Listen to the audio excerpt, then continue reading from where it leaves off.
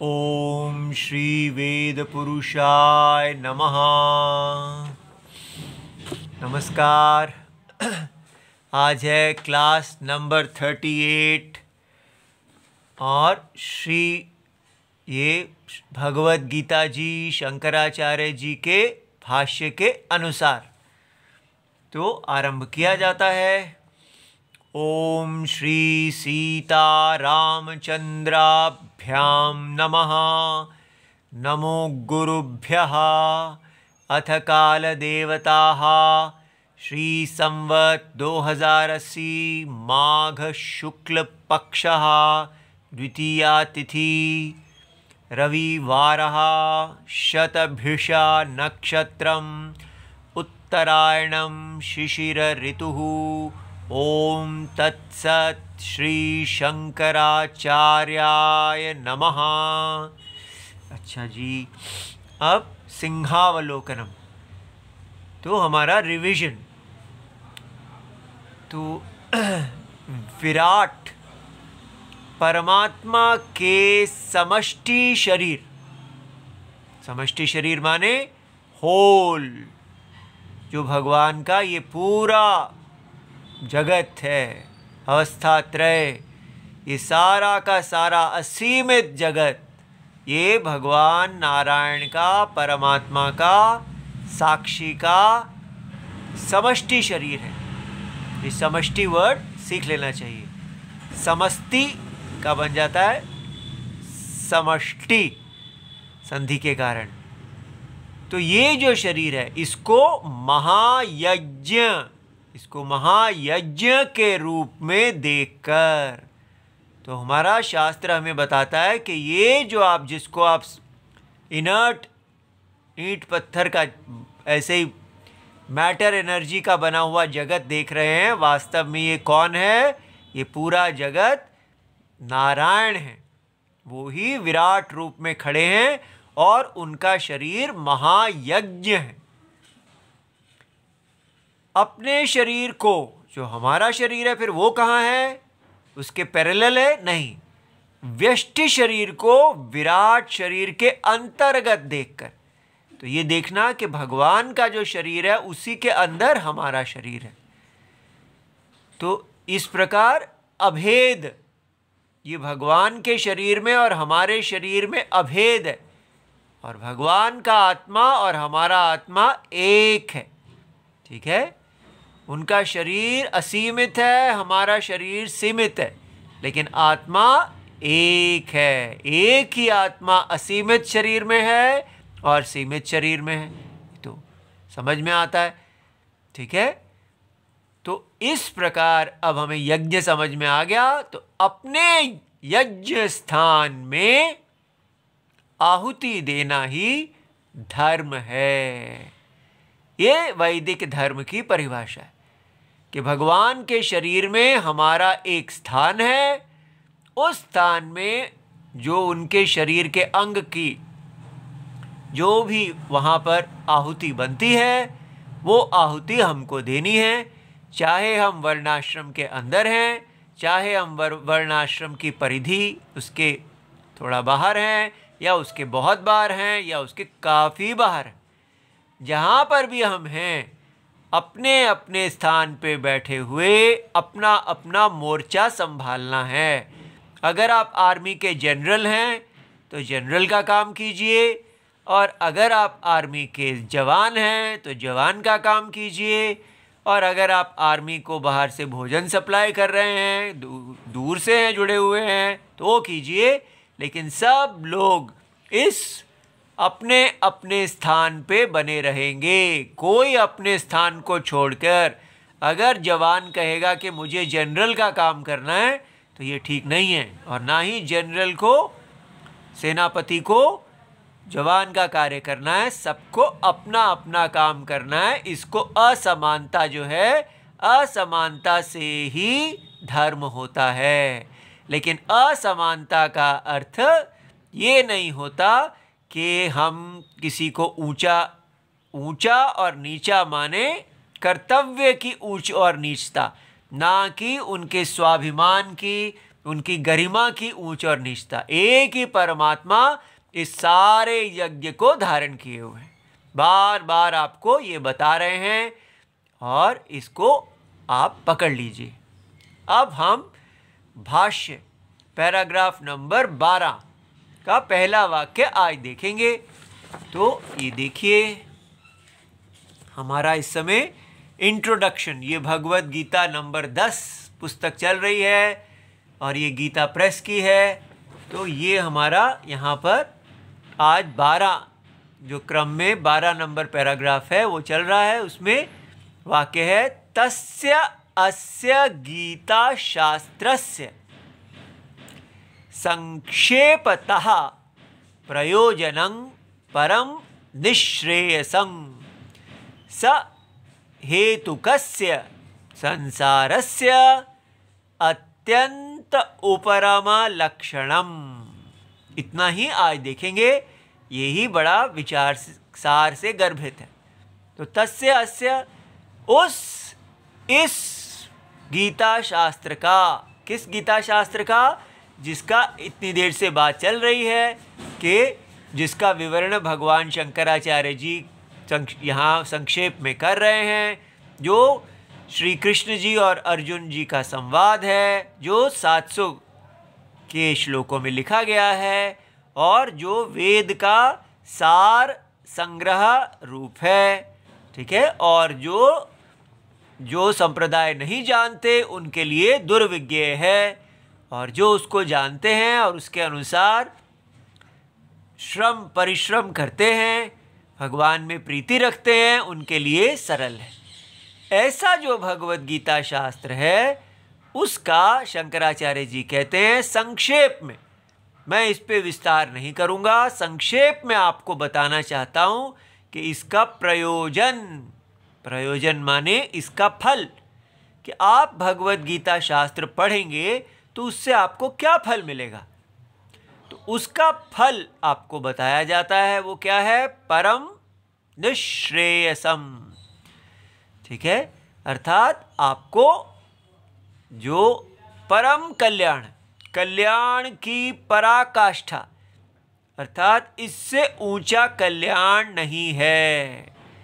ठीक है, तो वो मिलेगी। लेकिन क्या वो कल्याण की, जैसे हम पर्वत के सबसे ऊपर पे पहुंच जाते हैं फिर वहां से गिरते हैं, तो क्या फिर वो फिर गिर जाएंगे? नहीं नहीं। स हेतुकस्य, ये जो इसका जो हम दुख को प्राप्त करते हैं इस संसार में, दुख निवृत्ति ही कल्याण है। तो ये जो दुख का जो हेतु है, कारण है, उसको भी दूर कर दिया जाएगा। जैसे हम किसी वैद्य जी के पास जाते हैं तो हम उनको कहते हैं हमें रोग है, तो कहेंगे हम आपका रोग दूर कर देंगे। लेकिन क्या आप रोग का हेतु भी दूर करेंगे उसका? तो इसीलिए तो अगर हेतु भी दूर कर देंगे तो रोग दोबारा नहीं आएगा। इसी प्रकार यहाँ पर भगवत गीता का ये प्रॉमिस है, ये उनका आपको एक वचन है कि अगर आप भगवत गीता को पढ़ते हैं, समझते हैं, तो उसका फल क्या होगा कि आपके दुख को पूरी तरह दूर कर दिया जाएगा और उस दुख का हेतु भी दूर कर दिया जाएगा। इसलिए दुख जो कारण है संसार, बार बार जन्म और बार बार मरण, वो समाप्त और उसका हेतु भी समाप्त, और आप आनंद स्वरूप आत्मा अपने सत्य में प्रतिष्ठित हो जाएंगे। इसलिए अत्यंत उपरम लक्षणम, पूरी तरह ये चक्र जो है ये शांत हो जाएगा। ऐसे लक्षण वाला परम कल्याण भगवत गीता आपके लिए देने वाली है। ये भगवत गीता का प्रयोजन है, ये इस वाक्य में बताया गया। अब हम इसको विस्तार से समझने के लिए तैयार हो जाते हैं। अच्छा जी, तो भाष्य पैराग्राफ खंड नंबर 12 अब लिया जाता है। तो सबसे पहले हम उसको करने से पहले हम ये अनुबंध चतुष्टयम, इसका आज विषय देखेंगे कि अनुबंध माने शर्तें, चतुष्टय माने चार का जो एक ग्रुप है, समूह है, 4 शर्तें, माने 4 फोल्ड कंडीशंस। ठीक है, तो ये 4 शर्तें क्या हैं? इन्हीं 4 अनुबंधों को जान लेने पर ही, अनुबंध माने शर्तें, कंडीशंस, सुनने वाले श्रोता की शास्त्र में प्रवृत्ति, प्रवृत्ति माने डिजायर टू प्रोसीड, माने अगर वो इनको जान लेगा तो उसको समझ में आ जाएगा, वो निश्चय कर लेंगे श्रोता कि क्या हमें आगे बढ़ना है या नहीं बढ़ना। तो ऐसा अगर ये चारों को स्पष्टतया बता दिया जाए तो उसके आधार पर जो पढ़ने वाले हैं आरंभ में ही समझ जाते हैं कि हमको आगे बढ़ना है या नहीं बढ़ना है। ठीक है, तो उनके अंदर आगे बढ़ने की इच्छा होगी। ठीक है, इसलिए इन्हें शास्त्र के आरंभ में ही दिए जाने की परंपरा है। ठीक है, तो ये हमें समझ में आ गया कि हमारे देश में जितने भी शास्त्र हैं उनमें सबसे पहले अनुबंध चतुष्टय दिए जाते हैं। ये कितना महान देश है, एक रिस्पॉन्सिबिलिटी है कि पहले आप बताइए पाठक को, नंबर 1, कि क्या प्रयोजन क्या है। प्रयोजन माने इस आपके शास्त्र को पढ़ने से क्या फल मिलेगा, लाभ क्या होगा, fruit, what is the result, what is the gain. ठीक है, तो जैसे कहते हैं कि मैं आपका माल क्यों खरीदूं, मुझे क्या मिलेगा, सीधा स्पष्ट बताइए। तो इसलिए भगवत गीता को जब हम पढ़ेंगे तो उसमें हमें क्या लाभ होने वाला है, तो लाभ और हानि का विचार मनुष्य को करना चाहिए। ठीक है, तो पहली चीज शास्त्र, हर शास्त्र, चाहे आप आयुर्वेद के शास्त्र को पढ़ेंगे, व्याकरण के शास्त्र को पढ़ेंगे, कोई भी, सबसे पहले अनुबंध चतुष्टय दिए जाते हैं। तो प्रयोजन, उसके बाद अभिधेय, अभिधेय क्या है, विषय, टॉपिक, ये स्पष्ट किया जाएगा कि इस शास्त्र का विषय क्या है। वो ऐसा विषय होना चाहिए जो पहले ही अगर लोग जानते हैं तो फिर ये इसको क्यों किया जा रहा है, तो ये तो सिद्ध है कि असिद्ध है। और ये क्या विषय है, आपका शास्त्र किस विषय का प्रतिपादन करेगा। तो हम जानना चाहते हैं कि भगवत गीता का विषय क्या है, ये किस विषय के बारे में कह रही है। क्या ये वो विषय बता रही है जो साइंस बताते हैं, क्या ये वो विषय बता रही है जो रिलीजन बताते हैं, या क्या ये कोई ऐसा विषय बता रही है जो वो दोनों नहीं बताते हैं और उसका फल बहुत लाभकारी है। तो हमें स्पष्ट कीजिए इसका विषय क्या है। तो अभिधेय। तीसरी चीज है संबंध। संबंध माने ये जो ग्रंथ है इसका और विषय का क्या संबंध है, relationship of the book and it's topic. पहले हमें लगता था कि इसकी क्या आवश्यकता है, कि भाई अगर टॉपिक है तो वो बुक उसको बताए तो रही है, इसमें क्या बड़ी बात है, तो सबको पता है। लेकिन हमें पता चला कि नहीं, सारी दुनिया आजकल भारत में ये कह रही है कि हम ग्रंथ को क्यों पढ़ें, हम तो भगवान में हमारा प्रेम है, तो हम किताबों में क्या करें। किताबें तो हमें केवल किताबी ज्ञान देंगी, क्यों, किताबी ज्ञान से कोई भगवान का प्राप्ति थोड़ी हो जाती है, उससे तो केवल किताबी ज्ञान की प्राप्ति होगी। हमें भगवान से भक्ति है, भगवान से प्यार है, इसलिए हम ग्रंथों को नहीं पढ़ेंगे। आप सोचते होंगे ऐसा भी कोई सोच सकता है, पूरा भारत ऐसा ही सोच रहा है। इसी सोच के कारण के बुक्स जो हैं, पुस्तकें जो हैं, वो तो केवल शब्द का स्कूली ज्ञान देती हैं। ये तो अगर कोई कहा जाए ये बड़ा विद्वान है तो कहते हैं ये तो मास्टर जी हैं, इनको तो बस किताबी ज्ञान है, लेकिन अनुभव का ज्ञान तो इनके पास नहीं है। तो वो किसके पास है, जो अनपढ़ है, जो व्यक्ति किताबों को नहीं पढ़ा है और वो कहते हैं ये सिद्ध महात्मा जी हैं, ये सब जानते हैं, क्योंकि बिना पढ़े ही ये सीधा भगवान का साक्षात कर लेते हैं। इसलिए बुक्स आर इररेलेवेंट, हमें बुक्स की कोई आवश्यकता नहीं है। ये महान देश जहां पर वेद है पुस्तक शब्द के रूप में, और उसके आधार पर इतनी स्मृति ग्रंथ, इतने ग्रंथ हैं, लेकिन इस सारे देश ने जैसे पूरी तरह अपने आप को पुस्तकों से ही काट लिया है, क्योंकि पुस्तकें केवल किताबी ज्ञान देती हैं। इसलिए मेरे भाई, संबंध कि ये भगवत गीता आपको उस विषय का, जो इसका विषय है परम ब्रह्म, उसका प्रतिपादन करेगी। जो इस पुस्तक को नहीं पढ़ेगा उसको परम ब्रह्म परमात्मा नहीं जाने जाएंगे। तो इसलिए ये संबंध बताया जाता है। आगे शंकराचार्य जी ये सब हमको बताने वाले हैं, इसलिए अभी केवल आपको इतना ही बताया जा रहा है कि प्रयोजन माने फल, अभिधेय माने विषय, संबंध माने ग्रंथ का विषय के साथ क्या संबंध है, और चौथा है अधिकारी।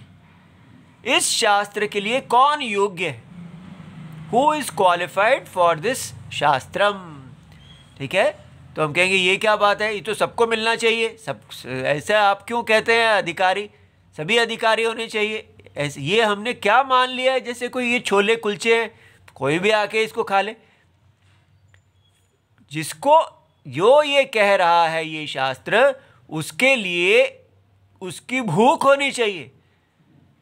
जो ये भोजन देने वाला है वो एक भूखे को मिलना चाहिए। जिसको भूख है, जिसको प्रेम ही नहीं है भगवान के साथ, तो वो यहाँ क्या करेगा।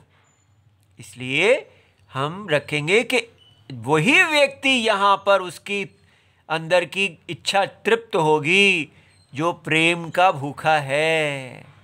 ठीक है, तो इसलिए इसका एक विशेष अधिकारी है।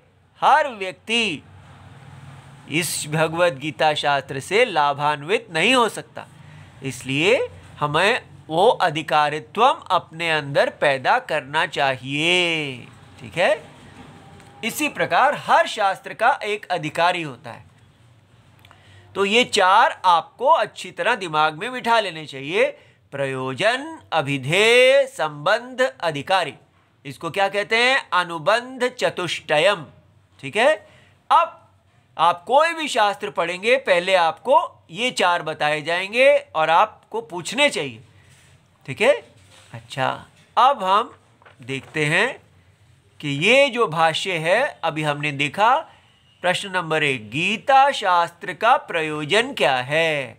तो प्रयोजन, ये अभी जो भगवान ने ये वाक्य बोला है इसमें हमको प्रयोजन पता चलेगा, ये 3 हम आगे देखेंगे। तो आज हम केवल प्रयोजन जानेंगे। प्रयोजन माने फल। तस्य अस्य गीता शास्त्रस्य, इस गीता शास्त्र का संक्षेपतः प्रयोजन, संक्षेप में, इन ब्रीफ, जैसे कहते हैं न्यूज इन ब्रीफ, प्रयोजन है क्या, परम निश्रेयसम। ठीक है, ये परम निश्रेयसम जो है वो इस गीता शास्त्र का प्रयोजन है, परम कल्याण। ठीक है, ऐसा कल्याण जिसके आगे कोई कल्याण नहीं है, कल्याण की पराकाष्ठा। ठीक है, वेलबींग, द हाईएस्ट वेलबींग जो है, सबसे ऊंचा कल्याण जो है वो इस शास्त्र का प्रयोजन है, ये फल है।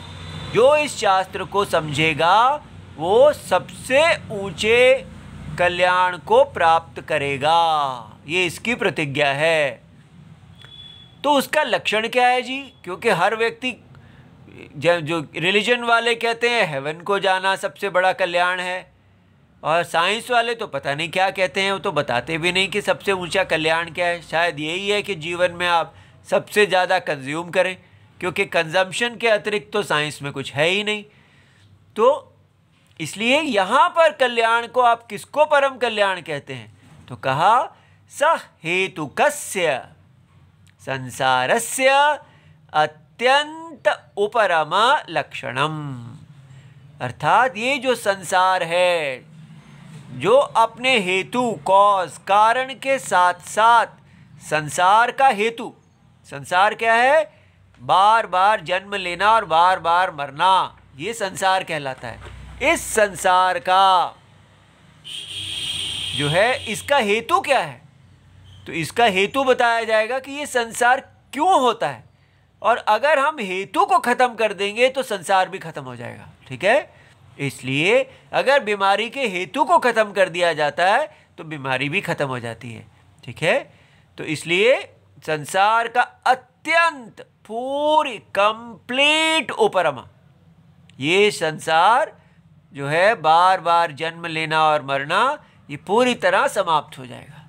ठीक है, अब व्यक्ति कहता है बाप इतना अच्छा जन्म है, हमको यहाँ इतना मज़ा आ रहा है, हम लोगों के साथ आनंद ले रहे हैं, आप क्यों ऐसी नेगेटिव बातें करते हैं कि ये संसार जन्म नहीं होना चाहिए? क्यों नहीं होना चाहिए? जन्म तो बड़ा अच्छा है, जन्म होना चाहिए, तो इसको आप दूर क्यों करना चाहते हैं? ऐसी जो हम लोग बातें करते हैं वो इसलिए करते हैं क्योंकि हम जानते ही नहीं कि दुख होता क्या है। ठीक है, और इसलिए अब देखते हैं कि दुख क्या होता है और कैसे ये जन्म से मुक्ति जो है, जन्म और मरण, ये कोई बहुत अच्छी चीज़ है। जन्म और मरण से मुक्ति कोई बुरी चीज़ नहीं है। तो कैसे? सबसे पहले ये देखें, क्या हम कभी पूछते हैं, जब यहाँ पर आती है पॉइंट कि भगवत गीता ऐसा कहती है, शास्त्र ऐसा कहते हैं, तो बड़ी जल्दी हम लड़ने के लिए तैयार हो जाते हैं कि भाई ये क्या है, संसार को क्यों आप ऐसा कह रहे हैं, ये क्या, इतने क्वेश्चंस।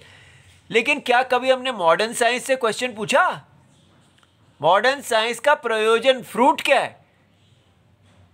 देखिए हमारा देश कितना महान है कि पहले उसके पढ़ने वाले की कितनी रिस्पेक्ट की जाती है, उसको बताया जाता है कि आप जो ये शास्त्र पढ़ने लगे हैं इसके आपको मिलेगा क्या। लेकिन मॉडर्न साइंस इतने साल पढ़ लिया, लेकिन कभी हमें बताया ही नहीं गया कि इस साइंस को पढ़ने का फल क्या होगा। ये टॉपिक ही नहीं है, सीधा ही आते हैं, हम शुरू हो जाते हैं। अब देखते हैं ज़रा क्या है मॉडर्न साइंस जो सत्य बता रही है, उस सत्य का ज्ञाता को क्या लाभ होगा। तो लोग साइंस वाले कहते हैं जी हम सत्य बता रहे हैं, और सत्य किसी लाभ के लिए नहीं है, सत्य सत्य है, आप सत्य को जानो, ये हमारा काम है, बाकी आप उसको कैसे प्रयोग करते हैं वो हमारा काम नहीं है। लेकिन अगर यही भगवत गीता कह दे भाई हम आपको परम सत्य बता रहे हैं, अब आप देखिए उसको क्या करना है, तो क्या ये उचित उत्तर होगा? परम सत्य हम क्यों जानें? क्योंकि परम सत्य जानने से हमारे दुख की पूर्ण निवृत्ति होती है। ठीक है, हम संसार के चक्र से जो दुखमय है उससे मुक्त होते हैं, इसलिए वो लाभकारी है। तो मॉडर्न साइंस जो है, आप बताइए, आप जो ये सत्य बता रहे हैं उससे हमारा क्या लाभ होगा? तो क्या सत्य है मॉडर्न साइंस का? कि आप इनर्ट मैटर, जड़, आप जड़ पदार्थ थे पहले, लाइफ थी नहीं, लाइफ क्या थी? जीरो। तो जीरो से एक्सीडेंट के कारण आप एक पत्थर जैसे थे, कोई अपने आप को नहीं जानते थे, अचेतन पत्थर। वो एक्सीडेंट से वो लाइफ, वो पत्थर अपने आप को जानने लगा, कुछ देर वो अपने आप को जानने लगा, वो कर्ता और भोक्ता बन गया, भोगने लगा इस संसार को, और कुछ देर ऐसा करता है और फिर दोबारा पत्थर बन जाता है, उसके अंदर फिर मैटर हो जाता है। मैटर इनर्ट, जड़, जड़ से चेतन, चेतन से जड़। अब बताओ ये सत्य जानने से क्या लाभ होता है? क्या है इसका लाभ क्या है? इसके लाभ जानने से तो व्यक्ति मर ही जाए। क्या ये जीवन है? मैं मूलतः जड़ पत्थर हूँ और किसी एक्सीडेंट से बीच में चेतन बन गया और अब पागल की तरह इस संसार को खाए चले जा रहा हूँ। यही जीवन का उद्देश्य है? क्या उद्देश्य है ये? इससे क्या मिलता है? लेकिन इसके चलते साइंस ने सारे जगत को पागल कर दिया है। ये जो बीच में का स्टेट है, इसमें हमको इतनी सारी कंजम्पशन की चीज़ें दे दे के हम बस इसी के लिए पागल हो जाते हैं, जन्म से ही शुरू हो जाते हैं कि हमको बस ये साइंस को पढ़ना है और ऊंचे ऊंचे भोगों को प्राप्त करना है, और हमें याद ही नहीं रहता कि हम किस मिट्टी में पैदा हुए हैं, वो हमें क्या बता रही है कि ये संसार चक्र इत्यादि क्या है, वो सब भूल जाता है। इस समय साइंस ने हमारी ऐसी हालत की है जैसे कि एक बच्चे को खिलौने की दुकान में छोड़ दो तो वो इतना एक खिलौना पकड़ता है, फिर दूसरा पकड़ता है, तीसरा पकड़ता है, इतना खो जाता है कि अपनी माँ को ही भूल जाता है। ठीक है, हम भी अपनी माँ को भूल गए हैं। जैसे एक पुरानी पिक्चर है अमिताभ बच्चन की, उसमें एक डायलॉग है कि वो कहता है मेरे पास बंगला है, गाड़ी है, ये है, वो है, तुम्हारे पास क्या है? और शशि कपूर कहता है मेरे पास माँ है। लेकिन आज भारत ये नहीं कह सकता कि मेरे पास वेद रूपी माँ है, मेरे पास रूट्स हैं, मेरे पास जड़ें हैं। हम जड़ों से ही कट गए। क्यों? क्योंकि हम एक बच्चे की तरह इस खिलौने की दुकान में खो गए हैं। इसलिए हमें सावधान होना चाहिए। प्रश्न नंबर 3, निश्रेयस परम कल्याण क्या होता है? दुख की निवृत्ति कल्याण है, और अपने हेतु के साथ दुख की पूर्ण निवृत्ति परम कल्याण है। कि दुख खत्म ही हो जाए, दुख रहे ही ना। दुख ही अकल्याण का लक्षण है, जहां दुख नहीं वो कल्याण है। तो अब हम देखते हैं कि दुख का हेतु क्या है। तो हेतु अगर हम कहें कि दुख का क्या हेतु है और किसके लिए है, किसको दुख है, ये सबसे बड़ा इंपॉर्टेंट क्वेश्चन है। नहीं नहीं मुझे दुख है, हमें, तो मैं कौन है? तो यही शास्त्र सबसे इंपॉर्टेंट क्वेश्चन कहता है, ये मैं, ये कौन है? अशरीरी। जो अशरीरी है, जो सत्य में शरीर वाला नहीं है, वो कौन है? परमात्मा, साक्षी आत्मा। आय का वास्तव में मीनिंग साक्षी है, लेकिन हम उसको क्या मीनिंग ले लेते हैं? साक्ष्य। आत्म अज्ञान, सेल्फ इग्नोरेंस के कारण अपने आप को शरीर तो साक्षी नहीं है, शरीर तो साक्ष्य है, विटनेस नहीं है, विटनेस्ड है। शरीर समझना ही दुख का मूल कारण है। अब ये कितनी बड़ी बात है कि शास्त्र हमें ये दुख का मूल कारण बताते हैं। तो क्या हुआ? हम वास्तव में क्या हैं? परम सत्यम, नित्यानंद चेतन रूप। हमने देखा था नित्यानंदे चिदात्मनि, ये राम जी हैं, राम ही हम हैं, परम सत्यम। लेकिन उसको हम नहीं जानते। अज्ञान और विपरीत ज्ञान की स्थिति में अपने आप को शरीर समझते हैं। साक्षी अपने आप को साक्ष्य समझता है, सत्य अपने आप को असत्य समझता है। तो क्या होता है?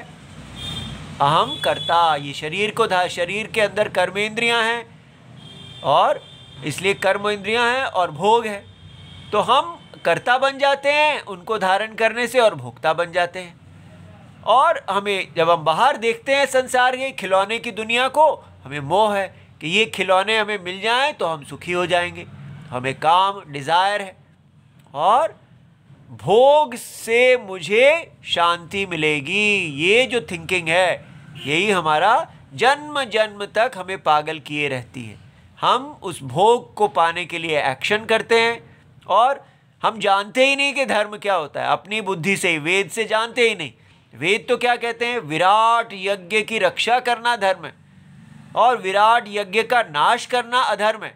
लेकिन हमें यज्ञ का कुछ पता ही नहीं। हमारे नाम तो रख दिए जाते हैं विराट कोहली, लेकिन हमें विराट का ज्ञान नहीं दिया जाता, और हम जीवन भर क्रिकेट ही खेलते रह जाते हैं।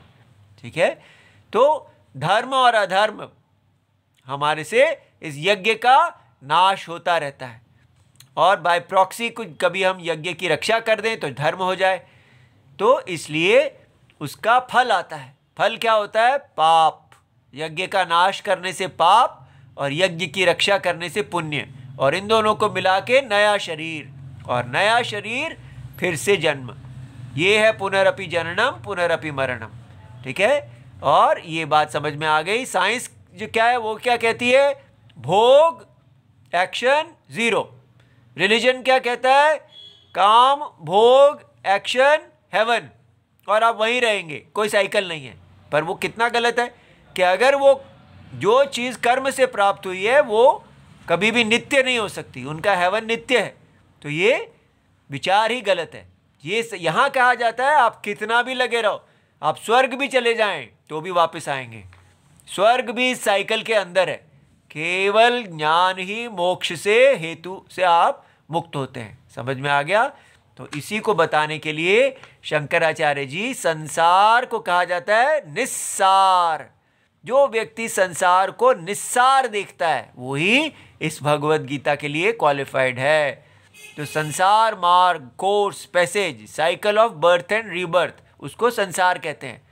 तो इसके लिए पुनरपि जननम पुनरपि मरणम पुनरपि जननी जठरे शयनम इह संसारे बहुदुस्तारे कृपया पारे पाहि मुरारे भज गोविंदम भज गोविंदम गोविंदम भज मूढ़मते।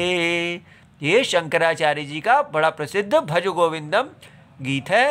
बार बार जन्म लेना और बार बार मरना, बार बार माता के गर्भ में वास करना, यह संसार चक्र से पार पाना बहुत कठिन है।